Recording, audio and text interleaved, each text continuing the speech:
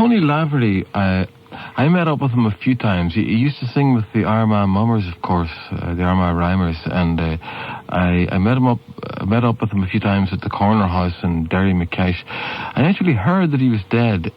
Someone rang the programme here just shortly afterwards, but I had no way of ringing back or actually confirming it, and it wouldn't be right to actually make it public until I had some way of definitely confirming it. But of course, Tony Lavery did die, and Patsy Crossey and Joe Ryder are in here to, say a few words about him. Joe, how did you meet up with Tony first? Well, I didn't know him all that long. I met him at different sessions, mainly at the Corner House in Common or Derry McCash. And he played in different places, different pubs. The Railway Bar in Armagh, the Village Inn in Warringstown, and played all over the place. But Tony would have played for anybody. Yeah. I can remember once having visitors, and I told Tony they were coming, and the two children with them. Later on, Tony landed over with the bar on, and without any embarrassment or anything else, he played and sang a beautiful wee song for the children. You know, he was a very, very simple, nice man. He's a big, generous warm-hearted man. And he's going to be very sorely missed in the traditional music scene in and around Lurgan. He was a great. He was available to everyone, you know, and his style of playing the Buron, it was unique. As I say, most people hit the thing. Tony made it talk, and he had a great sense of fun, great sense of humour. He says, you know, Joe, this thing is it. You daren't let it see a cat. Say, why not, Tony? Oh, he says, the minute it sees a cat, it's off. He says, this is no ordinary boron. It's made from a greyhound skin. See?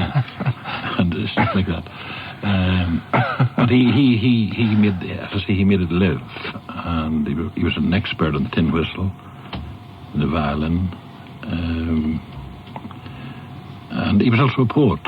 He wrote a lot of stuff himself. Before he died, he was telling me that he was starting a play about wee folk who lived under Loch Ness. And Tony wouldn't have had any more than a primary education. But as I say, in Lurgan, he was in everything but the crib. Into everything. Patsy, there's a song here that he's going to sing for us. Could you tell us about it? It's a song about a very famous poet. Where he went any wider than that, they called him James Hahead, the poet of poems. And he was born along the Loch Ness shore and along the Bay shore, as we would call it. And it's an old song. I didn't even know Tony had got the words of this. There's an old woman used to live out where I was reared and born, and I thought she was the only one that had the words of this. So I don't know how Tony come by it, but it's a beautiful song about the poet Hahead. My name is James Hackey the poet, and I live on the shores of Loch Ness. Although I'm a bit of a comic, I have always got something to say. The first time I met with my Sally, I thought there was no one like her.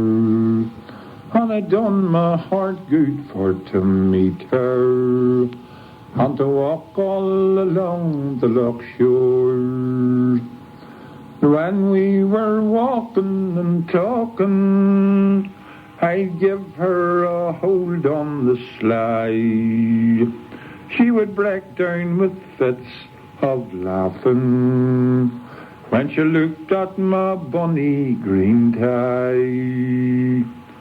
Now it's an old blazing number, instead of a bonny green tie, and an old pair of shoes for to shuffle.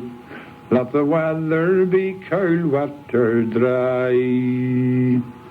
The first time I met with my Sally, I thought there was no one like her, and it done my heart good for to meet her, and to walk all along the loch shore.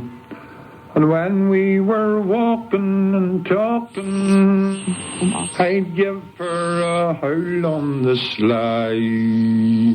She would break down with fits of laughing when she looked at my bonny green tie.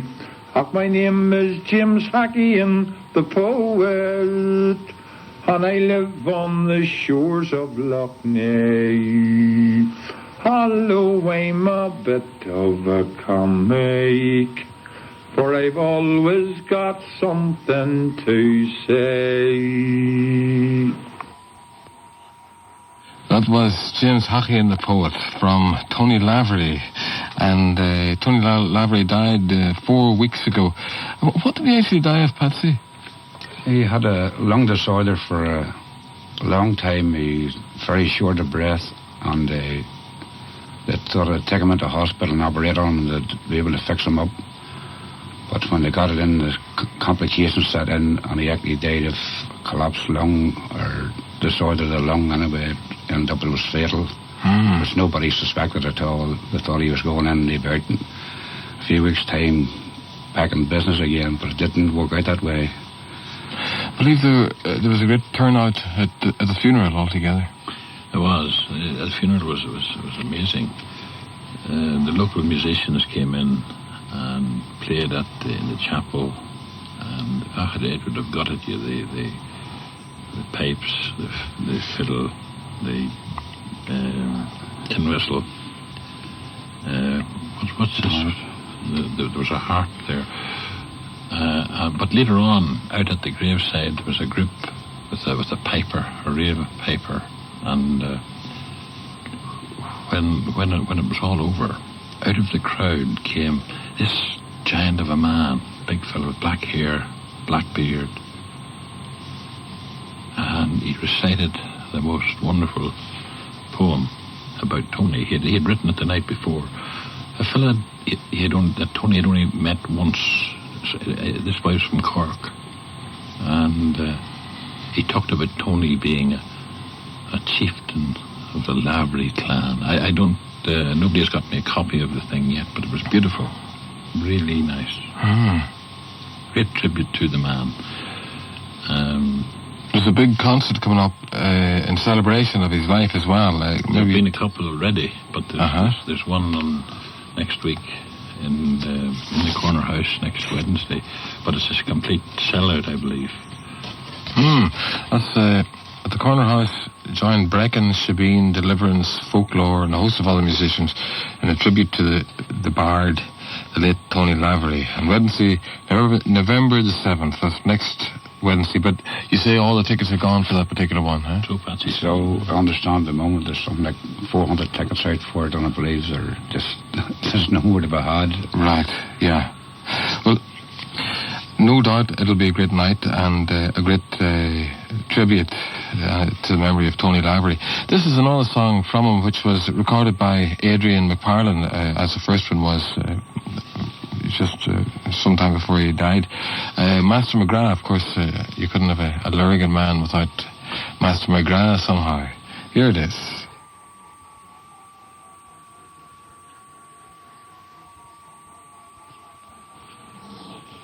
1869 been the date of the year.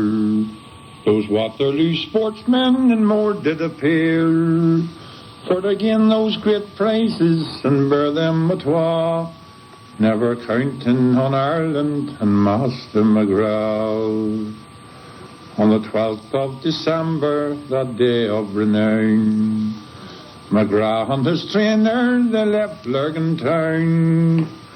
A gale in the channel, it soon drove them o'er, On the 13th they landed on fair England shore. And when they arrived there in big London town, those great English sportsmen, they all gathered round. And some of those gentlemen give a ha-ha, saying is that the great dog you called Master McGrath. And one of those gentlemen standing around says, I don't care a damn where you are, greyhound. And another he laughs with a scornful ha-ha, we'll soon pummel the pride of your Master McGrath. And Lord Lurgan came forward and says, gentlemen, if there's any among you has money to spend, for ye nobles of England, I don't care a straw, here's 5,000 to 1 upon Master McGrath. Then McGrath he looked up and he wagged his old tail, informing his lordship, I know what you mean.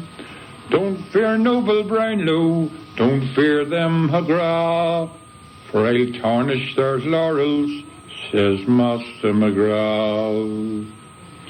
And Rose stood uncovered, that great English pride. Her master and keeper were close by her side.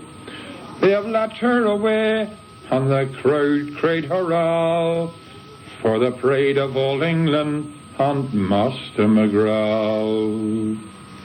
As Rose and the master, they both ran along. Now I wonder, says Rose, what took you from home?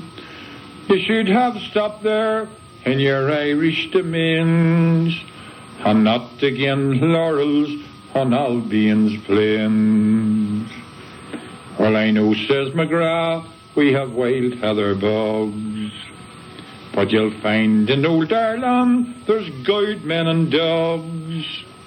Lead on, bold Britannia, give none of your jaw, snuff that up your nostrils, says Master McGrath. Then the Hershey went off just as swift as the wind. He was sometimes before her and sometimes behind. Rose gave the first turn according to law, but the second was given by Master McGrath. The Hershey led on with a wonderful view. As swift as the wind o'er the green fields she flew, but he jumped on her back and he held up her paw. 3 cheers for old Ireland, says Master McGrath. Well, that's a great version for you of Master McGrath from the late Tony Lavery. We're looking here at a piece of work done by Tony Lavery. Could you describe it, Patsy?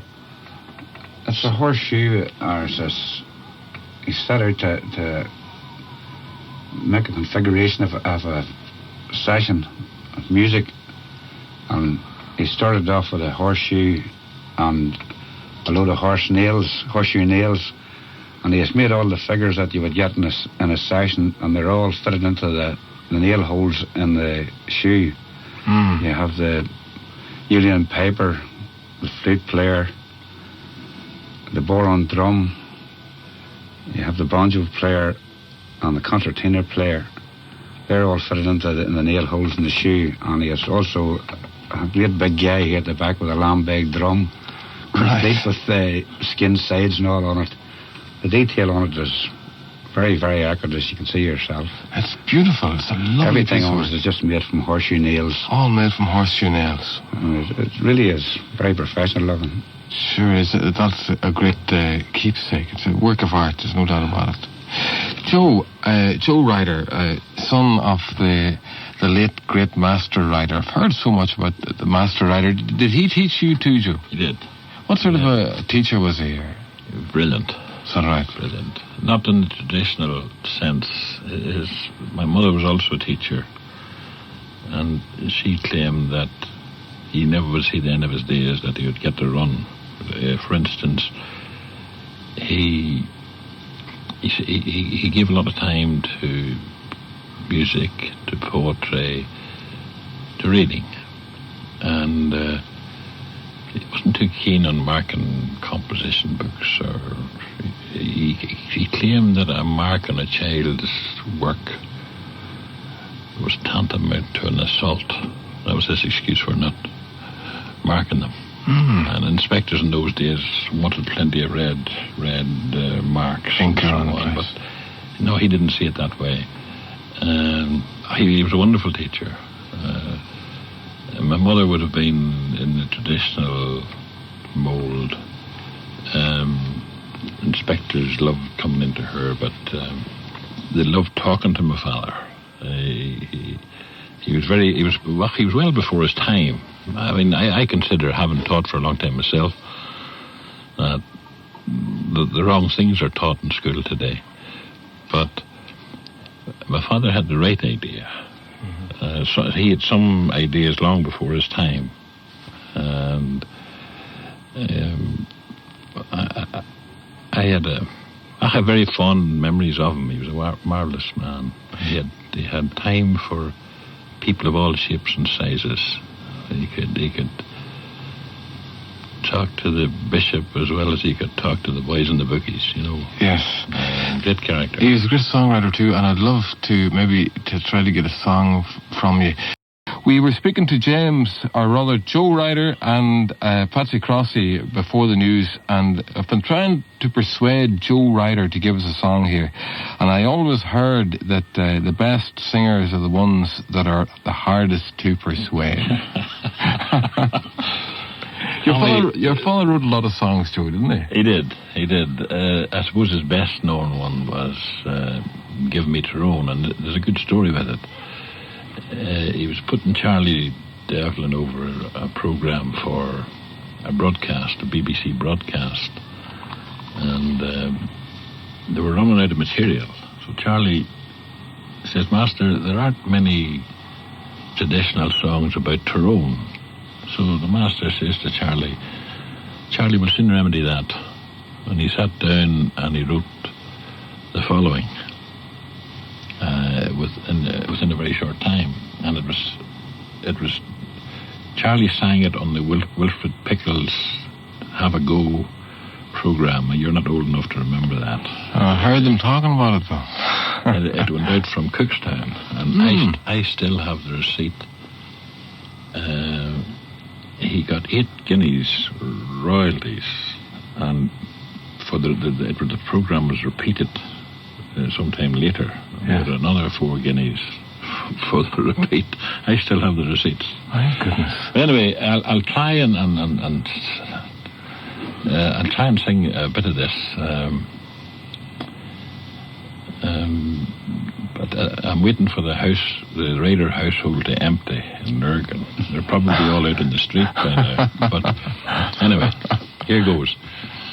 The poet sings of wondrous things that grace our land so fair. The soft mist veils our hills and dales and beauties everywhere. But in this isle of tear and smile, one county stands alone. You may keep the rest and count them best. Give me Tyrone. There are kind hearts in other parts, and that I gladly own. But for friendships rare beyond compare, give me Tyrone. I know a girl, a lovely girl, I'd like to make my bride. Maybe one day she will agree and venture by my side. Maybe someday to her I'll say when we are quite alone, oh, lovely one, our seeking's done, we're in Tyrone. And when at last my life is past and from this world I go, just let me rest beneath the crest of that dear land I know. Let some true friend bemoan my end, but raise no marble stone. For content I lie neath God's blue sky in sweet Tyrone. That's terrible, Tommy. Well done. Well done, Joe. Give Me Tyrone, and a song written by the famous master Ryder. What did you call him? Did you call him master or father or dad, or what did you call him? Daddy. Daddy. Till the day he died. Aye. Not in the school, though? Sir, or master. Yeah. You know, but... Once the bell rang. Teachers were hounded, and in those days by silly old parish priests. I never heard my father calling my mother by her first name. And maybe that's a reflection on my father, but it goes back to one day the parish priest was in, and Kevin O'Neill, I think, was the lad working about the yard, and he called my father by his first name. And he says, the old priest says, took James to the one side, my father. James, you have a position of responsibility in this parish. You should not allow the yard boy to call you by your first name. You're Master Ryder. And it was based on stupid... it was a nonsense, really. Yes, but they were creatures of their time. They had a very respectable position, didn't they? Well, they were they were sort of a parish priest without portfolio, if you like. Yes. Daft, really. I mean, nowadays it's different. You take a person for what he is. Yes. It was a horrible system then. I mean, a teacher was paid by the month, and he had to get the parish priest to sign the monthly return. And it depended on his signing the thing, whether you got your pay or not. If you happened to fall out with the parish priest, you mightn't get paid for 2-3 months. So my father used to tell me he'd been sent on a bicycle into Tandrigee and warned, make sure to go around the back. Don't go to the front door. Go to the back door and knock to have this form signed. Mm-hmm. It's terrible, terrible system, really. But it's important to teach the right things. I could go on about it. But, actually, Joe, what you said earlier on about, he wasn't a traditional type of teacher. He taught his own type of things. John Campbell, the storyteller, was telling me a story about one schoolmaster up his part who was, he was chasing the children around the schoolyard with a stick, yes, nothing but a stupid crowd of youngsters, nothing. And when he ran out of breath or ran out of steam, he leaned across the wall. And this old farmer happened to be walking past, and he saw the schoolmaster lying across the wall, sweat lashing off him, fighting for breath. He says, "What's wrong with you, master?" Says the master, "Them youngsters know nothing." He says, "Mother, what question ask them? They know nothing. They can't answer any of my questions." The old farmer, he says, "Do you think, master, would you be asking the right questions?" "What do you mean?" says the master. "Well," says the farmer, he says, "how many eggs does a thrush lay in a season?" And the master says, "I'm not too sure." "How many spots is there on the belly of a salmon?" "I'm not too sure." And then he says, "How many sheaves are there in a stook?" "Oh, well," says the master, "I don't know." "Aren't you an awful stupid so-and-so," says your man. Beautiful. Joe, any chance of another song before you hit the road? I have a great man with me here. Patsy. Patsy, go on. Patsy he really would need the guitar with him. No. You're not going to give us one this evening, Patsy? Well, I chance... Joe, I'll sing one like Joe. I chance one. It was a Camalia that my father used to sing.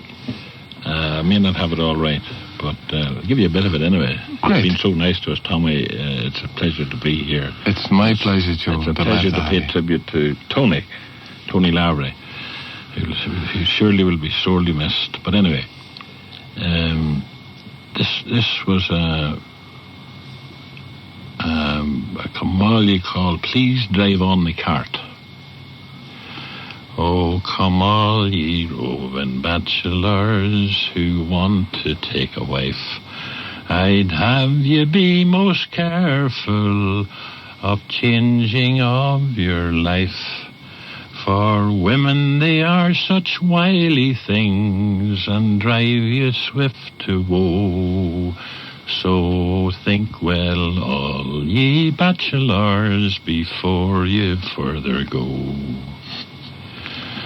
There was a man all in a cart, a-going to be hanged. There came a message from the king that caused the cart to stand. If he would marry with a wife, for then he should go free, and he need never decorate that awful gallows tree. He pondered long, for life is dear to every man alive. But bitter is the cup of him who foolish takes a wife. The king, he said, is very kind. I find it hard to part. But a wife, says he, would be hell to me. So please drive on the cart. Well done, Joe Ryder. The wrong pitch or the wrong key. What hell on? You told the story of it anyway, and you told it well. Joe and Patsy, thank you very much indeed for coming onto the programme tonight, and the best of luck with the function for Tony Lavery on Wednesday night. Thank you, Tom. Thank you very much. Thank you.